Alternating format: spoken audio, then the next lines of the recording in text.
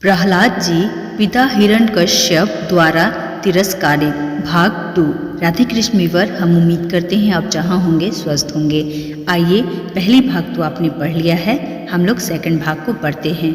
हिरण्यकश्यप बहुत क्रोधित हो गए। उन्होंने प्रहलाद को बुरी तरह से डांटा और उसे जमीन पर गिरा दिया। उनके गुरुकुल के छात्रों ने बताया कि हमने उसे गलत नहीं सिखाया। प्रहलाद शांति से खड़े रहे बिना किसी क्रोध एवं वह अपने पिता से कहने लगे, पिताजी, आपको गुस्सा नहीं आना चाहिए। गुरु के पुत्रों का कोई दोष नहीं होता।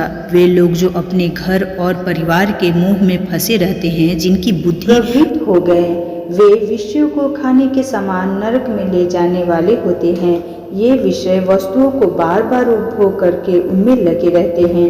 नन्हा सा बच्चा त्रिभुवन विजयी दैत्यराज हिरण्यकश्यप के सामने डरे बिना खड़ा था। इसके कारण दैत्यराज को गुस्सा आ गया। हिरण्यकश्यप ने अपने क्रोध सभासदों को आदेश दिया, जाओ तुरंत इस दुष्ट बच्चे को मार डालो। दैत्य बच्चे पर हमला करने के लिए तलवार, त्रिशूल और अन्य शस्त्रों के साथ उनके पास गए और चिल्लाते हुए 5 वर्ष के बालक पर टूट पड़े।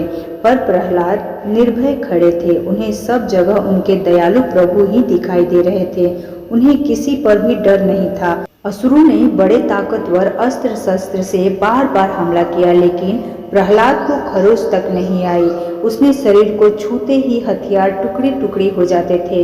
अब हिरण्यकश्यप को बहुत हैरानी हुई। उसने तय किया कि वह प्रहलाद को मारेगा।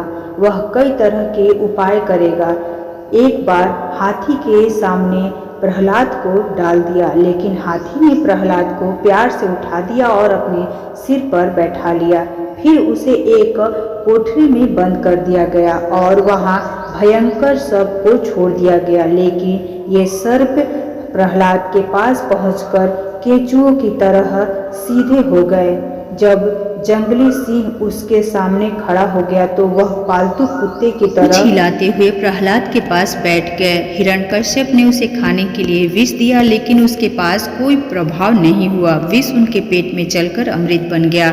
अनेक दिनों तक भोजन नहीं मिला, जल भी एक बूंद भी प्रहलाद को नहीं मिला, लेकिन वे बिना खाए भी ठाने रहे। उनका स्वास्थ्य तक नहीं बिगड़ा, बल्कि वे और भी मजबूत हो गए थे। फिर उन्हें ऊंचे पर्वत से गिराया गया और पत्थरों के साथ बांधकर समुद्र में फेंक दिया गया। 2 बार वे सहायता से भरपूर भगवान का नाम गुणगान करने के बाद नगर में लौट आए। बहुत सारे लकड़ियों का पर्वत एक साथ जुटाया गया। हिरण्यकश्यप की बहन होलिका ने तप करके एक विशेष वस्त्र पाया था। वह वस्त्र अग्नि में नहीं जलता था। होलिका ने उस वस्त्र को पहनकर प्रहलाद जी को गोद में ले लिया और एक लकड़ी बड़े ढेर पर बैठ गई। फिर उस ढेर में आग लगा दिया गया। होलिका जलकर खाक हो गई, लेकिन वस्त्र अचंभों से उड़ गया। कैसे हुआ यह किसी को नहीं पता, लेकिन प्रहलाद अग्नि में बैठे रहकर अपने पिता को समझाते रहे कि पिताजी, भगवान नाम से नफरत करना बंद कर दो। भगवान नाम का प्रभाव देखो कि ये अग्नि मुझे बड़ी शीतल लग रही है। तुम भी भगवान श्री हरि का नाम लो और संसार के सारे पापों से मुक्त हो जाओ।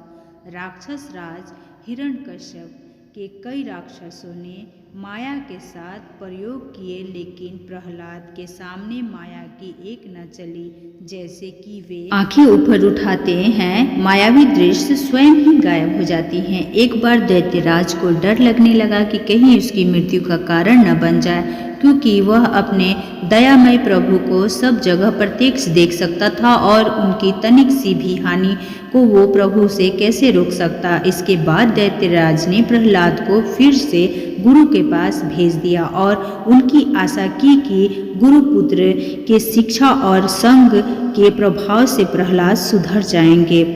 प्रहलाद गुरु के आदेश में विद्या पढ़ते थे, लेकिन उनका मन वहाँ नहीं लगता था। जब दोनों गुरु आश्रम में काम में शामिल हो जाते तो प्रहलाद जी अपने दोस्त बच्चों को बुला लेते। वे राजकुमार थे और बहुत ही नम्र थे, इसीलिए सब बच्चे खेलने के बजाय उनके पास जाकर एक साथ आ जाते। प्रहलाद जी ने उन बच्चों से प्यार से कहते थे, दोस्तों हमारी जीवन व्यर्थ नहीं जाना चाहिए। अगर हम इस जीवन में भगवान को नहीं पा सकते हैं तो हमें बड़ा नुकसान होता है। घर परिवार संबंध धन और अन्य सारी चीजें जो हमारे पास हैं वे सभी दुख देने वाले होते हैं। हम इनके मोह में डूबकर दुखी होते हैं और हमसे हमारे मानसिक स्वास्थ्य पर बुरा असर पड़ता है। एक शांत और सुखमय जीवन पाने के लिए हमें मन को इन इंद्रियों के प्रकाशित विषय से दूर रखना चाहिए। भगवान को पाने के लिए हमें उनकी प्राप्ति के लिए कुमारावस्था में ही साधना करनी चाहिए। बड़े होने पर हमें स्त्री पुत्र धन आदि के मोह को बांध सकता है और हमसे हमारी आध्यात्मिक ग्रोथ में रुकावट आ सकती है। तो प्यारे व्यूअर, भक्त प्रहलाद की ये कहानी आप लोगों को कैसी लग रही है? भाग 2 मैं अपलोड कर रही हूँ और अब है भाग 3 जिसमें मैं आपको सुनाऊंगी हिरण्यकश्यप का वध भगवान नरसिंह खंबे फाड़कर प्रकट हुए।